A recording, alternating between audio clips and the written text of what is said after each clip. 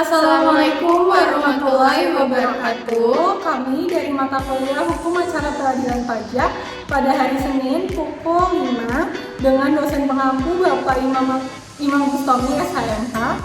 Di sini kami dari kelompok 4 akan memaparkan materi terkait pengadilan pajak sebagai pelaksana kekuasaan kehakiman. Sebelumnya, perkenalkan saya Berdian Delina Rafi dengan NIM 811420213. Saya Imam Suci Nindya Mahyudi dengan NIM 2308010204. Selamat menyaksikan.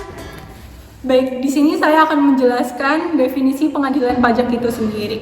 Jadi, pengadilan pajak adalah lembaga peradilan khusus yang berwenang memeriksa dan memutus sengketa di bidang perpajakan antara wajib pajak atau penanggung pajak dengan pejabat yang berwenang, baik itu dari Direktorat Jenderal Pajak, Direktorat Jenderal Bea dan Cukai, maupun instansi lain yang mengurus perpajakan. Hal ini juga didasarkan pada Undang-Undang Nomor 14 Tahun 2002 tentang pengadilan pajak, bahwa pengadilan pajak adalah badan peradilan yang melaksanakan kekuasaan kehakiman bagi wajib pajak atau penanggung pajak yang mencari keadilan terhadap sengketa pajak. Baik, seperti yang sudah disinggung sebelumnya, bahwa dasar hukum pengadilan pajak adalah Undang-Undang Nomor 14 Tahun 2002 tentang pengadilan pajak yang mengatur terkait kedudukan, pembinaan, struktur, hukum acara, dan kekuasaan pengadilan pajak. Baik, dari dasar hukum yang sudah ada, kita dapat mengetahui adanya tugas dan juga wewenang dari pengadilan pajak itu sendiri. Yang pertama, tugas dan wewenangnya adalah memeriksa dan juga memutus sengketa pajak melalui upaya hukum banding terhadap keputusan keberatan dan juga gugatan terhadap pelaksanaan penagihan pajak, keputusan pembetulan, dan keputusan lain sesuai dengan ketentuan perundang-undangan. Tugas wewenang pengadilan pajak juga bertindak sebagai pengadilan tingkat pertama dan juga terakhir dalam sengketa pajak, di mana putusannya bersifat final dan juga mengikat kecuali dapat diajukan peninjauan kembali atau PK ke Mahkamah Agung. Yang ketiga, tugas wewenang pengadilan pajak juga mengawasi kuasa hukum yang memberi bantuan hukum kepada pihak yang bersengketa dalam sidang pengadilan pajak. Tugas dan wewenang pengadilan pajak yang terakhir, mereka juga memanggil dan juga atau meminta data atau keterangan dari pihak ketiga yang relevan untuk kepentingan pemeriksaan sengketa pajak sesuai ketentuan hukum yang berlaku. Hal ini juga didasarkan pada pasal 31 sampai 33 Undang-Undang Nomor 14 Tahun 2002 tentang pengadilan pajak. Terkait konsep kekuasaan kehakiman dalam sistem pemerintahan, Indonesia menerapkan sistem pemerintahan presidensial dengan pemisahan kekuasaan eksekutif, yudikatif, dan legislatif. Kekuasaan yudikatif diselenggarakan oleh kekuasaan kehakiman, di mana kekuasaan kehakiman ini dilaksanakan oleh Mahkamah Agung dan 4 peradilan di bawahnya, yakni Peradilan Agama, Peradilan Umum, Peradilan Tata Usaha Negara, dan Peradilan Militer, dan sebuah Mahkamah Konstitusi. Kekuasaan kehakiman harus dilaksanakan secara merdeka dan bebas dari campur tangan pihak lain.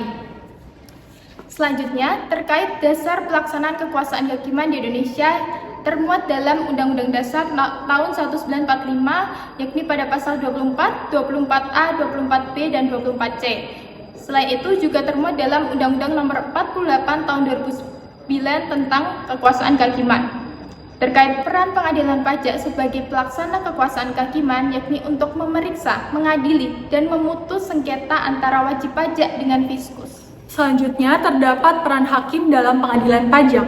Yang pertama, sebagai penafsir hukum pajak. Hakim menafsirkan aturan perpajakan ketika adanya ketidakjelasan atau multitafsir, agar tercapai kepastian hukum dan juga keadilan. Hal ini juga didasarkan pada pasal 24 Undang-Undang 1945 tentang kekuasaan kehakiman. Yang kedua, terdapat pemeriksaan fakta dan pemberi keadilan. Hakim memeriksa bukti, mendengar keterangan para pihak, dan juga menilai penerapan hukum dalam sengketa pajak. Hal ini juga didasarkan pada pasal 31 Undang-Undang Nomor 14 Tahun 2002 tentang tugas memeriksa dan juga memutus sengketa pajak. Selanjutnya, hakim menjadi pengendali proses persidangan. Hakim memimpin persidangan agar berjalan sesuai dengan asas hukum acara, khususnya asas audi et alteram partem, yang mana kedua belah pihak harus didengar. Dasar ini juga dimuat dalam pasal 5 ayat 1 Undang-Undang Nomor 48 Tahun 2009. Selanjutnya, hakim juga menjadi penentu putusan yang final dan juga mengikat. Putusan hakim di pengadilan pajak itu harus bersifat final dan juga mengikat, tidak dapat diajukan banding ataupun kasasi kecuali peninjauan kembali atau PK ke Mahkamah Agung. Hal ini didasarkan pada pasal 33 ayat 1 Undang-Undang Nomor 14 Tahun 2002. Selanjutnya, terkait sifat dan kedudukan pengadilan pajak dalam sistem peradilan. Yang pertama, pengadilan pajak merupakan bagian dari lingkup PT UN. Hal ini sebagaimana termuat dalam penjelasan pasal 27 ayat 2 Undang-Undang Nomor 48 Tahun 2009 ditegaskan bahwa pengadilan pajak merupakan pengadilan khusus yang masuk dalam lingkup PT UN. Hal ini sejalan dengan kemiripan objek sengketa antara pengadilan pajak dengan objek sengketa PT UN. Dalam pengadilan pajak, objek sengketanya yakni keputusan yang diterbitkan oleh pejabat yang berwenang, yakni Dirjen Pajak, Dirjen Bea Cukai, Gubernur, Bupati, Wali Kota, atau pejabat lain yang ditugaskan untuk melaksanakan peraturan perundang-undangan. Sedangkan dalam objek sengketa PT UN, yakni adalah keputusan badan atau pejabat TUN yang merupakan pelaksana fungsi pemerintahan. Selanjutnya, terkait sifat dan kedudukan pengadilan pajak dalam sistem peradilan. Seperti yang sudah dikatakan sebelumnya bahwa peradilan pajak merupakan peradilan di tingkat pertama dan terakhir, sehingga tidak dapat dilakukan upaya lagi terhadap keputusan pengadilan pajak. Kemudian, sifat yang ketiga yakni pembinaan dual system, di mana pengadilan pajak untuk pembinaan organisasi, administrasi, dan finansialnya dilakukan oleh Kementerian Keuangan, sedangkan untuk pembinaan teknis dilakukan oleh Mahkamah Agung. Baik, selanjutnya terdapat tantangan dalam pelaksanaan kekuasaan kehakiman di pengadilan pajak. Yang pertama, menjaga independensi hakim. Hakim pajak itu sering mendapatkan tekanan, baik dari fiskus atau pemerintah maupun dari wajib pajak yang memiliki kepentingan besar. Menjaga imparsialitas dan kebebasan dari intervensi politik atau ekonomi menjadi tantangan yang utama dalam hal ini. Yang kedua, terdapat kompleksitas peraturan pajak. Peraturan perpajakan di Indonesia itu sering berubah, rumit dan juga teknis. Hakim harus memiliki pemahaman mendalam, tidak hanya soal hukum acara saja, tetapi juga teknis akuntansi, keuangan, perpajakan, agar putusan tersebut benar-benar adil dan juga tepat sesuai hukum yang ada. Selanjutnya, yang ketiga, terdapat keterbatasan sumber daya. Jumlah hakim pajak relatif sedikit dibandingkan dengan volume sengketa yang masuk. Hal ini menimbulkan penumpukan perkara atau case backlog dan memperlambat penyelesaian sengketa itu sendiri. Selanjutnya, yang terakhir, terdapat finalitas putusan. Putusan pengadilan pajak bersifat final dan juga mengikat, kecuali PK dan juga Mahkamah Agung. Akibatnya, jika ada kekeliruan dalam pertimbangan hakim, itu sulit untuk dikoreksi melalui upaya hukum biasa, sehingga meningkatkan beban tanggung jawab hakim itu sendiri. Kemudian terkait kemandirian pengadilan pajak, sebagaimana telah disinggung tadi bahwa pengadilan pajak diterapkan dual row system dengan pembinaan oleh dua lembaga yang berbeda. Hal ini bertentangan dengan prinsip kekuasaan kehakiman yang bebas dari campur tangan pihak lain, sehingga dilakukanlah pengujian undang-undang pengadilan pajak terhadap Undang-Undang Dasar tahun 1945. Putusan MK nomor 26/PUU/21/2023 menegaskan untuk diterapkannya one row system, di mana pembinaan organisasi, administrasi, dan keuangan pengadilan pajak dialihkan dari Kementerian Keuangan kepada Mahkamah Agung paling lambat 31 Desember tahun 2026. Sehingga pembinaan pengadilan pajak secara keseluruhan akan dilakukan oleh Mahkamah Agung. Dengan demikian akan tercapai kemandirian dari pengadilan pajak. Setelah mendengar penjelasan yang sudah kami jelaskan tadi, dibuat kesimpulan bahwa pengadilan pajak sebagai pengadilan khusus memiliki peran strategis dalam menegakkan keadilan di bidang perpajakan.